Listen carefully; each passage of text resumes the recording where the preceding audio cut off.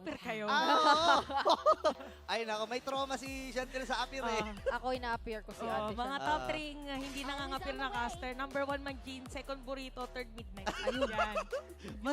Ba't naman may ganun pa? Pero ito na, para sa game number 2, mga adjustments. Kasi nakita rin natin yung draft recap kanina.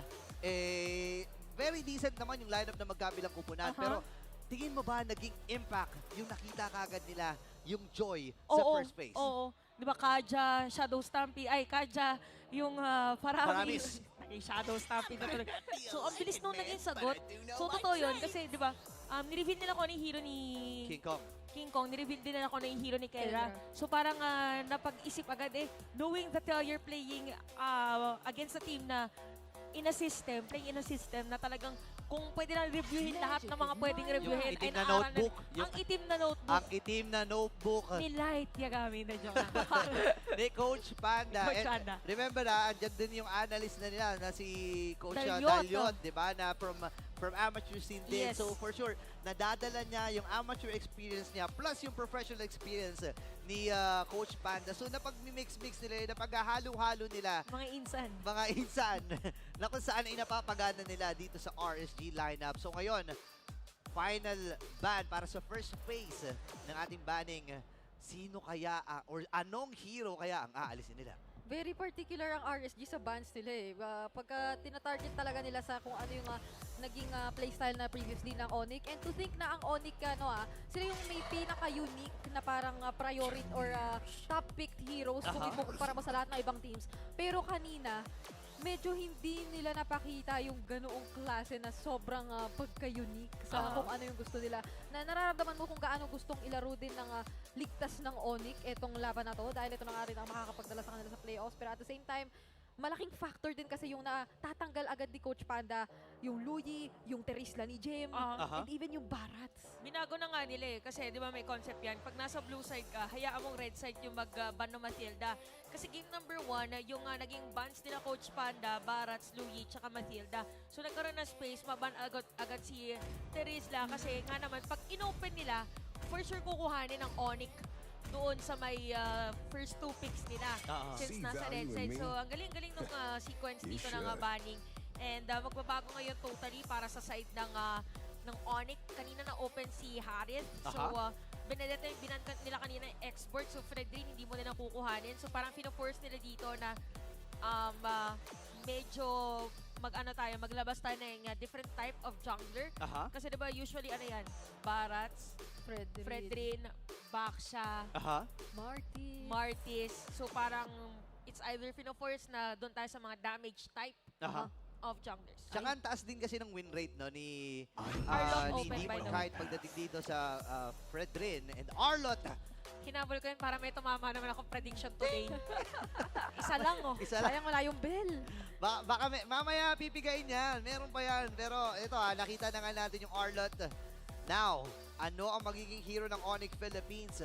Maaari sila mag-Ruby +1. Maaari din sila ditong mag-Pyramis or Novaria.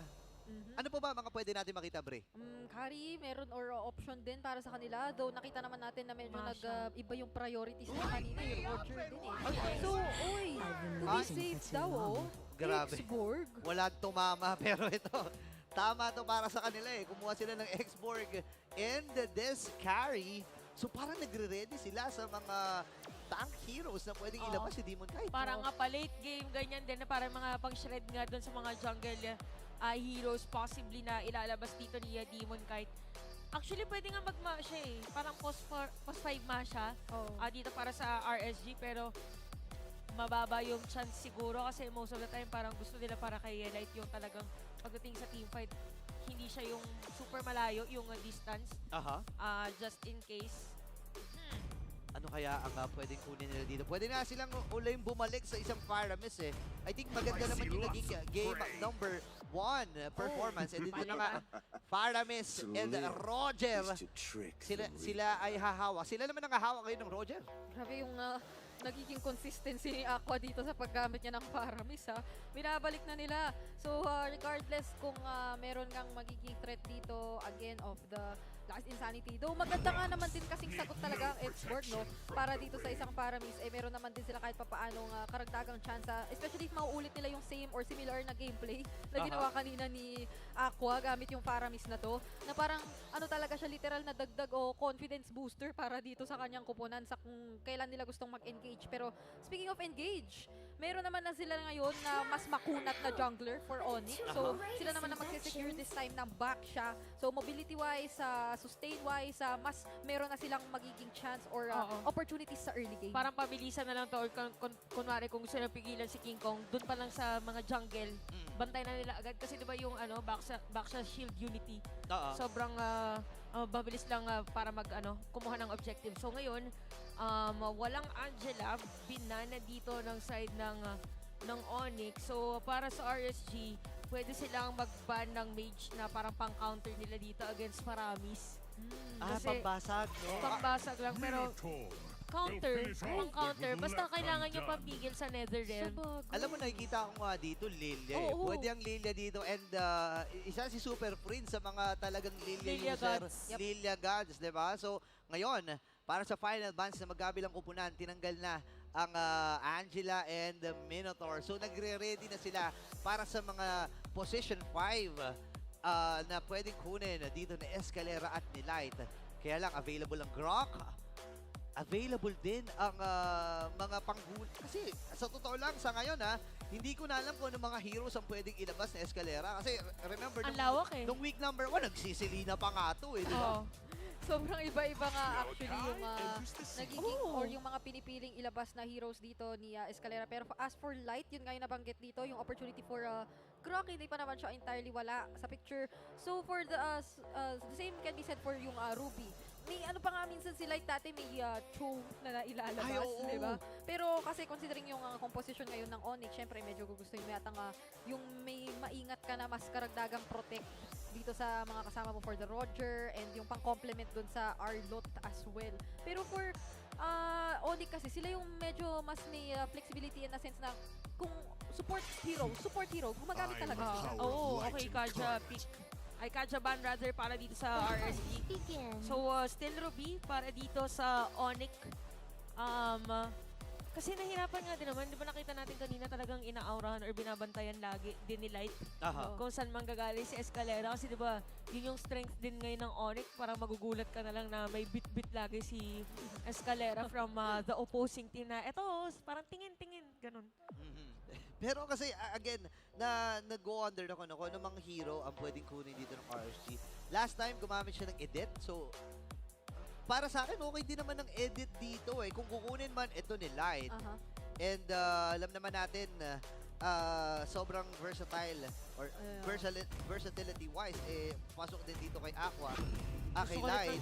Ay, Cho. Ayan na nga yung binanggit kanina with the Cho. Nung way back season 8, isa si Light sa mga talagang kilala as a prominent Cho user. Mahaba pa buhok niya nun eh, no? Oo. Ay, oo nga. Di ba? Long hair pa siya pa. nun. So, Valentina, ang pangkumpleto ng Onyx sa kanilang lineup. Okay. Grabe. Valentina pick. So, agawan ng pwede niyang agawin yung Netherrealm. So, parehas may pang-reset. Itong dalawang kupunan na ito, parehas din may setup. Pero makakabawi nga ba ang katanungan para sa Onyx Philippines? Sapat ba yung naging adjustment nila sa lineup? Sapat ba yung naging adjustment nila in terms of their mindset? But remember, para sa mga nanonood sa atin sa TikTok, may goodie bag tayo dyan. I-click nyo lang dyan sa may top left corner at ilagay at i-comment kung sino ba ang mga napupusuan nyo para sa YouTube. Yes. Sa mga nanonood sa YouTube. Hashtag RSG ba or hashtag Onyx? Yep, ito na. Ito na yung chance nyo manalo Malaki-laki ang pinamimigay ngayon. 4 na winners ng 1,000 diamonds. Oh, Star Match 2 eh. Ang mapipili. Superstar match. Superstar match actually ang ating nakikita. So, magkakaalaman na tayo. Ano ba to? Ito ba yung magiging isa pang 2-0 o ilalaban talaga ng Onyx na dalhin tayo sa Game 3? Ay, nako. Kung ako tatanungin, kasama ko si Brigida at si Chantel, pwedeng ma-activate. Ay, nawala na yung Nawala na ba? Nawala na ba yung Earth? Oo. Nawala na? Oh, parang pasulyap-sulyap lang. Okay. Baka dito sumulyap. Ito sumulyap din si Light, by the way. Okay, so andito yung mga pokes mula kay Super Prince. Masakit na rin talaga Valentina sa early. Pero magkakasalubungan, Aqua, hahatakin. Oo. Masakit yung damage. Pero magkukulitan lang naman na ganyan yan eh. Oo. Hindi na ako naniniwala sa dalawang yan eh. Oh, ano yan, yung maaga-agang aksyon na ipinapakita at dinadala talaga sa atin ng dalawang kupunan. Hindi nila tayo binibigo dun sa sa graph na meron talaga tayong kailangang bantayan na maaksyong early game from these two teams. Pero ayun, sa sobrang daming aksyon, wala na agad mana para dito sa Valentina ni Super Prince. At parang tinatry pa rin naman yata ni Light gawin yung yung literal na didikitan mo, hanapin si King Kong dito sa Cho. Oh, para ano lang talaga mapigilan yung jungling pattern kasi hindi nag-strength nila kanina na na-force nga na mag-side boost or mag-clear sa sides si King Kong para mga habol. Tsaka nauna din kanina yung side ng RC in terms of rotation. Uy, may habol atang gagawin dito. Maipit pa si Light. Kaso hanggang saan siya dadalhin nung pagdikit niya na yun dahil kamuntikan si Light kanina. Mabuti na lamang at nandoon din si Demon Kite at kahit papaano'y naalalayan siya. So, medyo mas nagiging na rin dito. Nagtutulong-tulong na maaga pa lang ang Onyx Philippines. Oo nga, tsaka si Escalera gusto ko yung ginagawa niya. Sobrang aktibo, lagi nagpapakita. Lagi niyang hinahanap kung saan ba nakapwesto itong si Demon Kite. And ito yung nawala nung game number 1 eh. Kasi, again, hindi niya maatim eh. Masakit yung damage. Kumbaga, kapag kinulit niya yung kalaban, bibigyan at bibigyan talaga siya, no? That's an Arlot hero. So ngayon, para sa Turtle, libre ito para sa Onyx Philippines. Hindi na pinalapit ng RSG. Nauna din na mag-level 4 si Gem, kaya din na nauna na nakapwesto dito ang side ng Onyx pagdating doon sa may objective. And kinagandaan dito para naman sa RSG, regardless kung nakuha dito yung Turtle objective, lamang pa rin naman sila. So ibig sabihin yung mga neutral jungle na kukuha nila. Uy! Purify na yun na alam ng RSG na wala para kay Super Prince. Pero hindi na rin nila ipagpapatuloy pa kahit onto gem man lang yung engage kanina. So, ito kumpara sa game number 1, medyo pabitin-bitin yung mga nakikita nating action. Hindi sila nako-commit katulad ng kanina. Sneak peek lang, sneak peek. Tsaka naka-Nolan din kasi si Demon Kite. Alam natin medyo item dependent itong hero na to, no? And kailangan mong maka-snowball. Pero again, kung RSG, pwede nga talaga silang lumaban na sana, no? Para makakuha ng early kills itong si Demon Kite. Pero nag-iingat sila eh. Kailangan nilang hayaan na makakuha muna ng farm. Pero si King Kong ay dumadive na. Naku, nakuha niya yung orange buff pero hatakin na Aba! ng Ghost Forcers at nandoon ni natin Uy! itong si Super Prince na siyang magiging first blood para sa RSG. Uy, pero hindi pa tapos to ha. Nandito na rin Ay! yung Lost Insanity pero may reset. Oh. Wala sa Netherrealm. Naligtas din siya ng Netherrealm tapos yung final stat medyo nakancel yata kaya ngayon pa lang siya ginamit. At si Escalera ay tutumba sa Ghost Bursters na ibinato doon ni Aqua. So yung RSG unti-unti na yatang nakakakuha ng timpla. Yeah. Grabe yan dito yung pinaka-targeting ng side ng RSG kasi all along we thought na ang target nila was King Kong pero yung Oo. pala bigla ang si Light ay naka-ready sa kanilang pagsipa. At again, the layering of skills nakikita natin umangat para yung side ng RSG. Okay, so King Kong naramdaman pero nakuha na naman niya yung purple buff para dito kay Demon. Kahit talagang ginugutom niya, hinahayaan o hindi hinahayaan ni King Kong na makakuha itong si Demon kahit ng kanyang mga buff. Yep. Parang karagdagang pigil aggression pa yata yun dahil yung energy na kinakailangan sana ay na susuportahan ng purple buff ay nade-deny. Pero speaking of deny, si Light dito ay hindi yata masyado makaka-aggro muna. Sobrang kinawasan at na-poke na siya ng Onyx. Pero nandito na rin, present para sa laban. Nagamit niya ang kanyang final slash at siya pa ang nakakuha ng turtle kontra sa Onyx. Kaya parang gusto na yata nila ipagpatuloy kung ano yung nakanilang nasimulan. Nag-figure out na si Gem. Pero nandito si Super Prince na inaabot din na Netherrealm. At nandito na rin, ginamit yung way of the dragon onto Escalera na medyo pinalayo. Pero sasapat naman ang damage nila para siya ipatumpahin. Kaya naman sila King Kong kinakailangang tumakbo. Pero hindi na yata siya tatantanan. Nabitin ang Magya pero sabi ni Nats, hindi pa rin yan. Kukunin nila yung kill onto 3 members of Onyx. Aksyon kung aksyon! Task Force RSG activated! Grabe yung talaga, wala na akong masabi kung paano dito. Yung parang interconnected yung mga bituka yata mga players ng RSG na okay, 3 seconds mawala na yung Kragotor ko dito. Okay, naka-ready rin yung isa. Gusto na natin sabihin dito is alam nila kung kailan talaga gagamitin yung kanilang mga skills. Even ako, yung sinabi natin, yung kanyang Netherrealm, minsan ay ginagamit din na pang-engage for a team fight kasi hinabol talaga nila para maabot yung mga players ng Light. Onyx.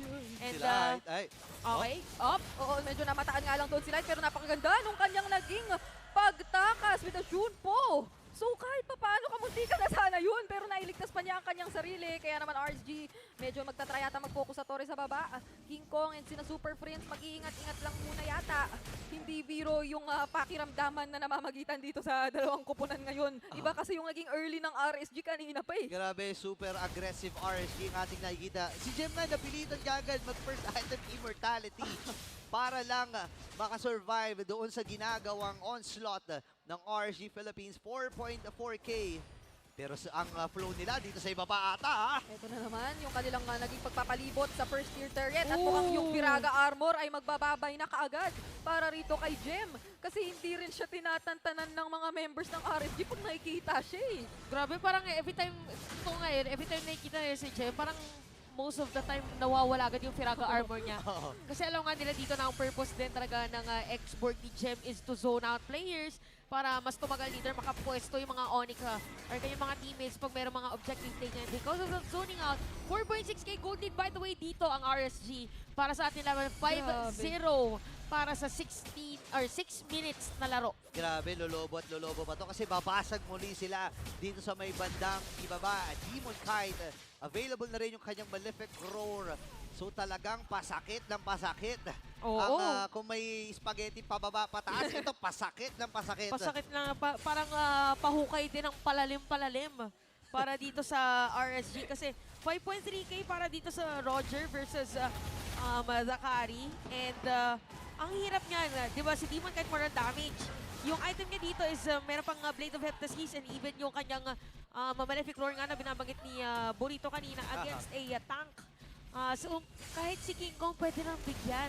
Yeah. Parang yun yung gusto nating sabihin dito para sa ng RSG. Kaya parang ang hirap kung ikaw yung Onyx na kung paano magkocontest. Kasi kahit yung pang split push nila, mahirap na rin kasi malalim na yung Oo. push dito ng RSG. Hindi naman pwedeng si Jem yung pang push nila or pang split push kasi kailangan nila as front Oo. si Jem. So talagang kailangan lang nilang tiis pogi. Kailangan lang nila ditong makahabol pagdating sa items. Yes, yung counter setup potential naman ay hindi sobrang wala dito sa lineup nila. Nandun yung threat ng isang magandang I am offended mula kay Escalera. Pero iisipin mo rin kasi yung double o yung dalawang naka-purify ulit na Yeah. players sa RSG na ganito na rin yung naging situation kanina. So kahit nasabihin natin na huhuli nila itong si Aqua or si Kusei ay nakakatakas lang, maano na malaking bagay na sa kanila siguro yung matanggal nila yung Purify ni Aqua para at least alam nila is mag-engage sila ulit. Wala siyang panakas doon at paggamit ng Netherrealm. Netherrealm. Pero nagamit niya agad this time para iligtas si Nat. Na mukhang makakapag-set up pa doon sa lamang membro ng Onyx. At nandoon na nga yung last insanity at masasapak ngayon para makabawi kahit pa paano. Pero masakit na yung mga Si Kusei. nakikita natin ng Ghostbusters. Isa-isa nang tumatakbo mga membro ng Onyx at may flicker pang nagamit dahil nakita na nila yung kamuntikang pagkakakalmot na gagawin ni Kusei kanina. Yeah, Escalera and Nats ang naging kabayaran doon sa naging teamfight na yon. May Lord na available pero magre-reset muna ang RSG at Onyx Philippines. Good na na nakapag-disengage agad yung Onyx no moment na yun kasi very detrimental yun just in case na nakakuha pa ng isa yung RSG kasi pwede nang simulan yung Lord if ever. Ay, parang kanina Ay. bago ako magsalita nandito si Aqua. Pinakamaraming recall sa kasaysayan ng MPL Philippines. Oo, si Aqua talagang kalmado lang gumamit ng Faramis pero pag ayan na. Oy, pero speaking of ayan na, pag nakikita talaga si Jem, hindi tinatantanan, tapos nagamitan pa ng final slash. Ngayon, mukhang Iba. mawawala na yung immortality niya. Si Escalera ay sinusunod na, pero last insanity, Oh! may kakasapa. Escalera medyo nandoon yung sustain, pero sabi nila, hindi kita mapabayaan. At hinahabol na nga ng ibang mga Raiders, ang natitirang mga miyembro ng Onyx, dahil dalawa na ang napitas right before the Lord Objective. Grabe, kailangan kumapit ng mga Sonics sa ginagawang full-blown teamfight ng RSG and yung Lord ay maaari nilang makuha yung Jezebel. Pero pinoprotektahan lang at tinatapatan ng mga Ricos ni Aqua si King Kong sa mukha. Grabe si Aqua at saka si Nats. Di ba? Crowd control kung crowd control. Pag nakita nila dito na naka-last insanity si Jem, diretso gamit ng Netherrealm. Ay, it rhymes ba? Oh, i-try. I-try. Jem, Netherrealm. Oh, basta. Galing. Wait. Oo, Ay, ayan na naman yung mga Ricos. Grabe naman Wala kasi. kay Aqua, pero tandaan mo Aqua, may mga sa history ng MPL Philippines, marami ng mga nag-recall na nabaliktad. nabawian. Nabawian. Kaya parang kailangan yatang tipirin muna ng onte yung quantity of the recalls. Oo. May recall ano ba tayo? May recall count ba tayo? Hindi ko dyan, kailangan Direk? na natin ng recall count eh. para lang mas siguro natin kasi kanina pa napipindot eh. Well, ang sakit nga naman ng Ghost Bursters ni Aqua for some reason kanina Oo. pa eh, May no? multiplier kasi yan eh kapag tumatama eh. Oo, no? nakakadagdag. Mas maraming hero. Pero Lord is up.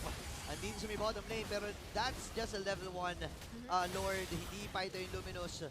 So ngayon, RSG Philippines 9K. Pero testing lang daw, sabi Oy, nila. oy, oy. May record din na ginagawa dito ang RSG. Suko muna ang RSG. Kasamantala. Kaso parang kung ikaw dito yung side ng Onyx, parang nga pinaka pwede mong pang comeback or pambaliktad ng sitwasyon ngayon is yung Yung recall. Yung recall. Dahil joke lang. Ako na-try ko na yan dati, tipi-tipi lang ganyan. Ay! Oh! Wait lang. Wait lang, antayin nyo daw si Demon Guide. Antayin nyo, ayan. Ayan. Let's vote in! Sila daw mag-let's vote in, ah. Parang ano yan, nagkita-kita, nag-reunion sila Vegeta. Let's vote in. Iba, Hindi, Voltes, sino unang nagsalita sa ko? Chada, Chala. Oh, sige na. Si Vegeta, si Trunks, Lahat. si Shoutout sa Piccolo. mga anime lovers. Ay, Oy, hindi ko ba lovers?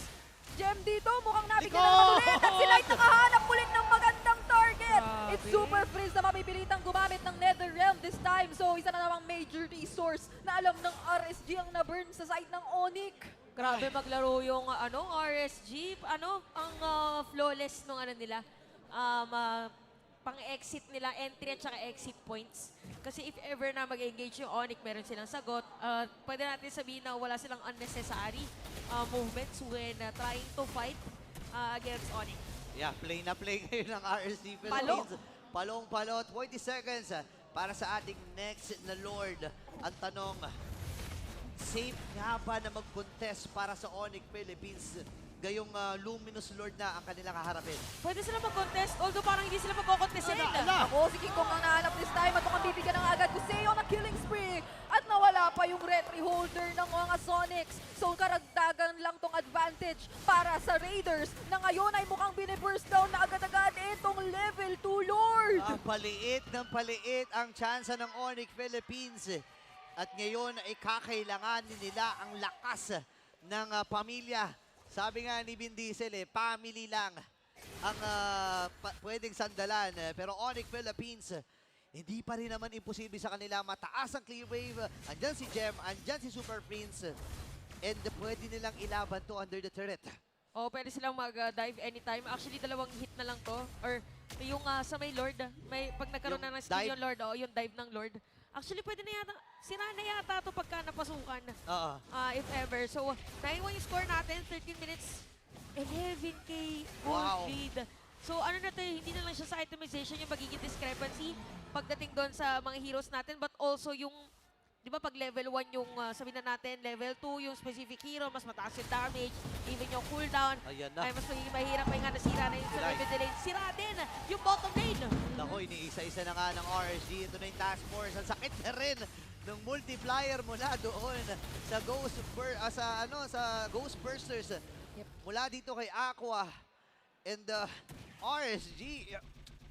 Total domination para sa kanila. Oh, tsaka nakikita mo pa rin sa RSG yung respetong meron sila for the wave clear or the potential Ayun ng ang- Onyx na makabaligtad, Good na makabawi, pero babalik na rin nga pa nila this time dahil medyo bumuelo doon ang RSG. Kaso si Light yata ang medyo gustong bigyan. Super Freeze na lang!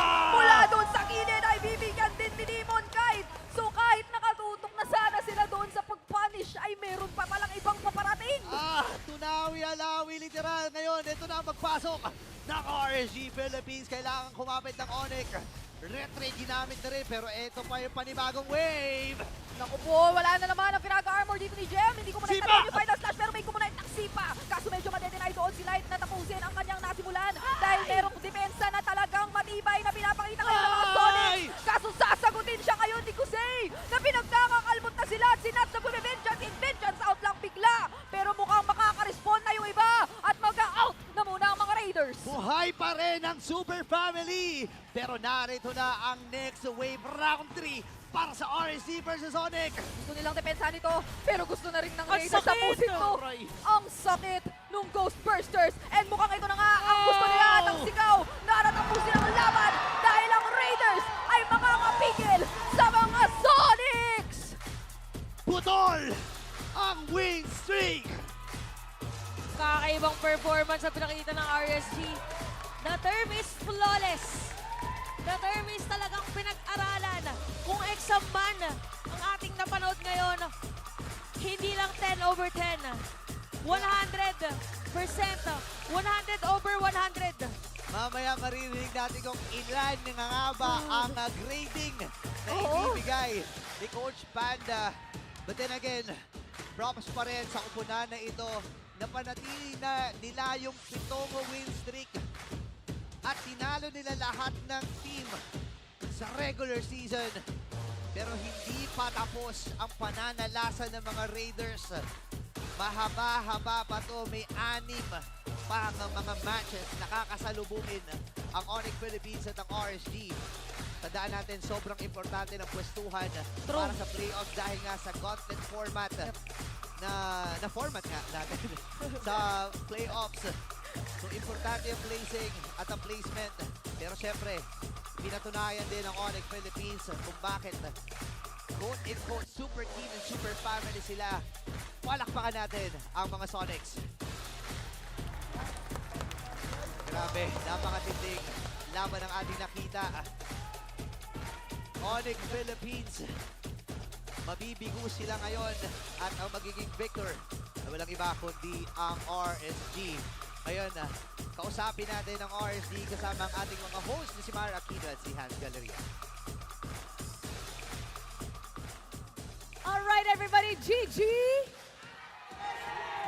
GG RSG! Oh my gosh! Coach, what a game! Grabe, game 1 pa lang, I know. sobrang na-surprise na kami. 16-1, di ba ang ating game 1? Yup. And na-sweep nyo ang Onyx today. They were at a win streak, but you were able to sweep them. Coach Panda, last time, you rated them, what is it, 7? Yeah, Seven 7 ba? out of 10. 7 out of 10. Ano ang rating mo para sa RSG for this game? Highest so far, 8.5. 8.5! Grabe. Hey, we'll take it. Coach Panda, ang hirap mo naman i-impress. Bakit 8.5? Kasi tinalo nyo yung isang team na naka-win streak, na sweep nyo pa, na 16-1 nyo pa game 1. Bakit may missing na 1.5? I feel like one of the factors that we dominated today is number 1, we played very matapang. Tapos number Yes. 2, we knew how to use our hero powers very wisely. But 8.5 pa rin because may times where they can play more tapang or they can secure better objectives regarding sa flow, pero sayang. So I want it to be perfect. That's when I will give a 10. Pero sa playoffs, we will be a 10. Sa playoffs will be 10. But did you do anything specifically with the preparation for Onyx? No, all I Same. said is that just play disciplined, tapangan natin pre, and then we got this. As long as that the draft is pantay, mas malakas tayo. Malakas nga. Malakas, matapang. Kudos to you guys. At yun ang ipinakita nila in this series. This time, I want to give the microphone, please, to Demon Kite. And flashback lang, lahat ng mga nangyayari this season about win streaks, right? Kasi AP Bren had a 6-match win streak na tinalo ng Onyx. Before the head of this match, they were on their way to an 8 straight match victory. Na kayo, sinira nyo rin. The Streak Slayers, for a reason, Streak are now Slayers. here for their 5th straight match victory. So that shows something para sa inyo. Pero ikaw personally, Demon Kite, how does that feel na you are at a 5-match victory na sunod-sunod at hindi basta-basta yung tinalo nyo in this match? Sobrang saya po kasi po yung mga hard works namin nung natalo kami nung week 1 and 2. Tapos after po nun talagang pinorsige namin na magpalakas po. Ganun. Tapos nag-OOT rin po kami minsan talaga para lumakas. Tapos ngayon nakikita ko naman po kasi sobrang ganda ng mga performance namin. And it really was a tremendous performance. Na-mention mo rin yung weeks 1 and 2. I believe in one of those weeks, nakalaban nyo ang makakalaban mo sa susunod na laban, which is si Carl TZ. Alright? So, any message para kay Carl? Para sa matalik mong kaibigan / rival, or what would you call it? Good luck, Carl. Tsaka galingan lang natin sa Sunday. Fightan natin yung best game natin. Siguradong gagalingan nila for this Sunday. At alam mo ba kung sino ang magaling sa ating Game 2? Ang ating MVP. Gusto niyo hulaan? Gusto niyo hulaan? Sino? Once again, Aqua for the 4th. Aqua, ikaw ang ating MVP. Alam mo, minsan ka lang namin naka-highlight. Ikaw talaga yung masasabi namin na yung hidden gem para sa RSG. How does it feel? How does it feel na ikaw ang MVP ngayon for Game 2? Natin po hindi. Kasi lahat naman po kami, gem. Lahat naman daw sila Lahat daw gems. sila gem. Lahat gem. Siya yung silent. Silent but deadly. Message naman sa ating mga fans. Thank you sa mga sumusuporta sa RSG. Pati sa family ko, andyan, nanonood. Shout out to his family. Great job, guys. Once again, amazing sweep. You may now take your bow and take your walk of victory.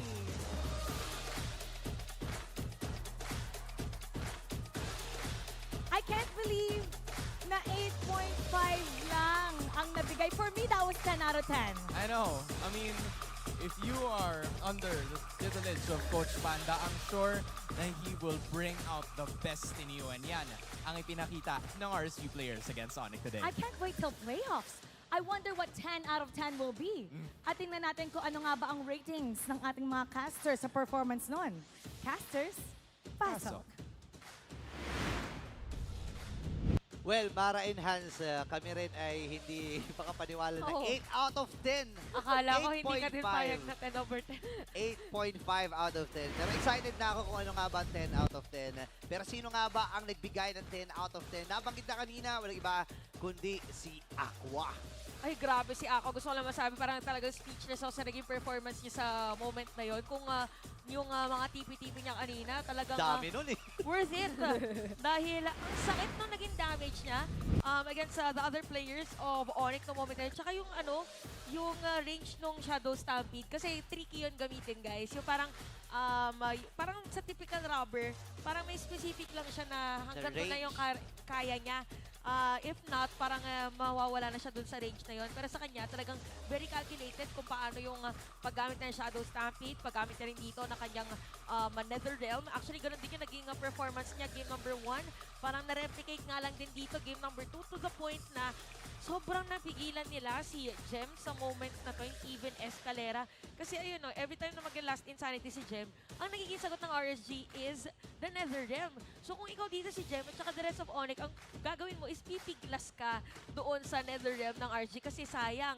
Parang ang mangyayari, nag-group up na yung mga players dito ng RSG, tapos yung initiator supposedly ng Onyx parang na-limit na nila. So parang ganun lang, naging continuous lang ang naging performance ng RSG nung moment na yon. And dito namin makikita yung difference actually nung dalawang marksman natin in terms of emblems. So for Kusei naka-weakness finder, tapos master assassin, and even yung drill. So pagdating sa damage, almost same naman. Ang nga lang dito is yung Brave Smite for Kelra. Pero kasi na magkaiba din yung pinaka nung kanilang heroes itself. Pero pagdating kasi sa laning, parang medyo umangat yung dito kay Kusei kasi damage talaga yung kanyang pinili. And majority of the objectives ay napunta dito sa side ng RSG. Kaya naman napunta tayo dito sa gantong senaryo. Talagang RSG lang ang nakapag-push sa ating laban. Kasi ang nangyari for Onyx was replica of game number 1 na napigilan talaga sila. If I'm not sure kung nangyari dito sa Onyx is parang na-overwhelmed din sila na sobrang bilis ng rotation ng kanilang kalaban at parang lahat nung kanilang supposedly play ay naka-counter. Kasi diba, sabi natin there's a specific hero pool na isa sa nag-amplify ng playstyle ng Onyx, which is yung hero pool ni Gem. To which RSG answered with Aqua's hero and even Nats' hero. So, why not gamitin natin agad dito? By the way, kinukuha lagi dito yung Arlot para kay Nats. Not just because sobrang galing ni Nats gumamit ng Arlot, but at the same time, isa din siya sa mga strengths kasi na hero dito ni Escalera. So, pigilan na agad. Parang ang naging drafting dito nila Coach Pan and the rest of the Raiders was i-counter na agad natin may heroes by picking the specific heroes. Kaya naman naging rotation nila was very, very perfect. And nakakatakot ang RSG na 10 over 10 kung 8.5 pa lang to as per Coach Panda. Imagine mo, no? What more